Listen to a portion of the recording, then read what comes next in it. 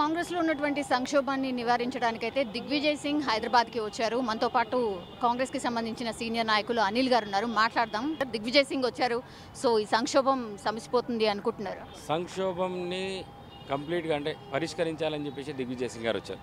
అందుకే అందరు నాయకులని అంటే రాష్ట్రంలో ఉన్న అందరు నాయకులు, సీనియర్ నాయకులని, అందరు నాయకులని పిలిచి మాట్లాడుతున్నారు.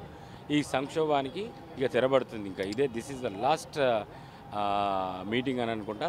ఎందుకంటే మేము కూడా ప్రజల్లోకి వెళ్ళాల్సిన అవసరం ఉంది. పార్టీగా ప్రజల్లోకి వెళ్ళి మనం ఏం చేస్తాము, ప్రజా సమస్యలపైన పోరాటం చేయాలి. అలాగే రేపు అధికారంలోకి వచ్చినప్పుడు కాంగ్రెస్ పార్టీ ఏం చేస్తుందని చెప్పాల్సిన. కానీ అనిల్ గారు 1-to-1 మాట్లాడినప్పుడు డిఫరెంట్ అభిప్రాయాలు వస్తాయి కాబట్టి మీరు ఒకటి చెప్తారు, ఇంకో నాయకుడు ఇంకోటి చెప్తారు. అదంతా కూడా సమన్వయం చేస్తూ ఎట్లా ముందుకు వెళ్ళబోతున్నారు? అండ్ 2 వర్గాలుగా చీలిపోయింది కాబట్టి ఇప్పుడు టోటల్లీ మీరు కంబైన్డ్గా వర్క్ చేసే ఛాన్సెస్ ఎంతవరకు ఉన్నాయి? ఒకటి 2 వర్గాలకు ఎందుకు చీలిపోయింది అని మీరు అంటున్నారో నాకు అర్థం కావట్లేదు. మొన్న పీఈసీ మీటింగ్ అయింది. మన సండే రోజు పీఈసీ మీటింగ్లో 95% of the members have turned. మరి సీనియర్స్ ఎందుకు రాలేదు సార్? అందులో రాందే 8-9 మంది రాలేరు. వాళ్ళకి ఏదో బాధ ఉండో లేకపోతే వాళ్ళకి ఏదో సమస్యలు ఉండే ఏది ఉండో రాలేదు.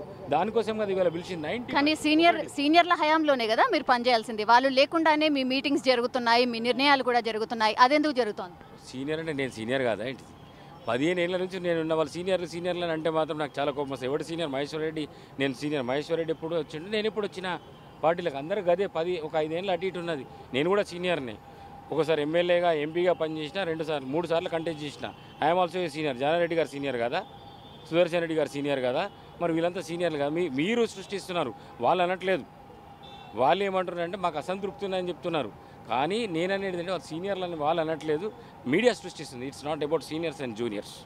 ఇప్పుడు అసంతృప్తి ఉంది అనేసి వాళ్ళు అంటున్నారు. సో వాళ్ళ లైన్లో మీరెందుకు నడవట్లేదు?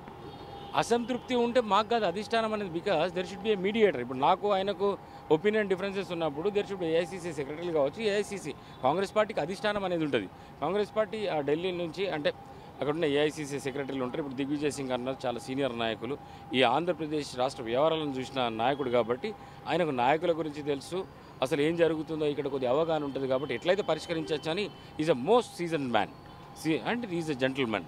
సో ఈ పంచాయతీకి ఆల్మోస్ట్ ఒక తెరబడుతుంది అని అనుకుంటున్నారా? అంటే డెఫినెట్లీ ఈయన మీడియేటర్ అవుతారు అని అనుకుంటున్నారా? ఫుల్ స్టాప్ పెట్టడానికి ఆయన వచ్చిండు. మేము ఇంకా ప్రజల్లోకి వెళ్లాల్సిన అవసరం ఉంది. యాత్ర స్టార్ట్ అవుతుంది January 26 నుంచి. రేవంత్ రెడ్డి గారి యాత్ర అంటే రేవంత్ రెడ్డి గారు ఇవాళ పీసీసీ అధ్యక్షులుగా ఆయన యాత్ర స్టార్ట్ చేయబోతున్నారు. దాంట్లో సిఎల్పీ నాయకులు బట్టి విక్రమార్క గారు ఉంటారు. All leaders will be participating in the యాత్ర. ఇవాళ ప్రజల్లోకి వెళ్ళబోతున్నాం కాబట్టి మేమందరం కలిసి పనిచేయాల్సిన బాధ్యత అవసరం ఉంది. క్యాడర్ మనోభావాలకు అనుగుణంగా మేము పనిచేయాల్సిన బాధ్యత. రేవంత్ రెడ్డి గారిది యాత్ర మాత్రమే ఉంటుందా? అందులో అందరు లీడర్స్ ఉండబోతున్నారా, లేకపోతే అందరు సీనియర్స్ డిఫరెంట్గా విడిపోయి డిఫరెంట్గా పాదయాత్ర చేయబోతున్నారు? So this is the problem with the media. మీతో ఉన్న సమస్యనే ఇది. రేవంత్ రెడ్డి గారు పీసీసీ అధ్యక్షులు, ఆయన పేరు ఉంటుంది కానీ రేవంత్ రెడ్డి అని మీరు అంటారు. పీసీసీ అధ్యక్షులుగా రేవంత్ రెడ్డి గారు he's head of the party here in Telangana. So ఆయననే స్టార్ట్ చేస్తాడు. కానీ మీరేమంటారంటే మీరు ఒక సృష్టిస్తారు. రేవంత్ రెడ్డి గారు పీసీసీ అధ్యక్షులు రేవంత్ రెడ్డి గారు అనండి, అప్పుడు నేను ఒప్పుకుంటా.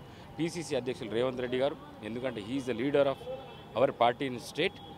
అండ్ సిఎల్పీ నాయకుడు బట్టి విక్రమార్క గారు, ఇద్దరు కూడా 2 కళ్ళే ఈ కాంగ్రెస్ పార్టీకి.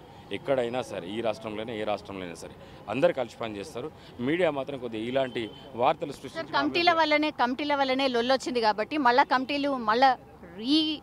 కమిటీస్ ఏమన్నా చేస్తారా, లేకపోతే ఎట్లా? కమిటీస్ మారుస్తారని నేను అనుకోవట్లేదు. ఇప్పుడు తీసుకున్న వాళ్ళల్లో చాలామంది సమర్థులు ఉన్నారు, కొందరికి ఉండకపోవచ్చు. ఇప్పుడు కమిటీలో తీసుకునేటప్పుడు సమర్థులు ఉంటారు, కొందరికి గుడ్ ఉంటుంది, కొందరు బ్యాడ్ ఉంటుంది. దీస్ ఆర్ ఆల్ అవన్నీ పెద్ద పట్టించుకోవాల్సిన అవసరం లేదు. కమిటీలో ఉన్న మెంబర్స్ అంతా కూడా బాధ్యతాయుతంగా పనిచేస్తారని మేము అనుకుంటున్నాం. అవసరమైతే అది అధిష్టానం చూసుకుంటుంది. యాడ్ చేయాలన్నా ఏమన్నా తీసేయాలన్నా అనేది అధిష్టానం తీసుకుంటుంది. అది మా చేతిలో. పొద్దున్న నుంచి ఎంతమంది మీట్ అయినరు అండ్ మొత్తం అందరు కంప్లీట్ అయిపోయినరా? దిగ్విజయ్ సింగ్ గారి ప్రెస్ మీట్ ఉంటుంది అని అంటున్నారు, ఉంటుందా, ఉండకపోవచ్చా? నేను ఇప్పుడే వచ్చిన, నేను ఇంకా లోపలికి పోలే. ఓకే, మీ వర్షన్ ఇంకా వినిపించు. Not yet.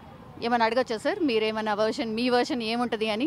ఏమున్నా మీరు అడిగినా నేనేం చెప్పను. లోపల మాట్లాడేది కూడా చెప్పేది ఉండేది మీకు. Don't expect anything from me. I'm not going to disclose anything. Press meet ఎప్పుడు ఉండదు సార్ దిగ్విజయ్? ప్రెస్ మీట్ నాకు కూడా తెలియదు. మహేష్ కుమార్ గౌడ్ గారికి తెలుసు, వర్కింగ్ ప్రెసిడెంట్ చూస్తున్నాడు ఆయన. He's looking after that. Thank you so much.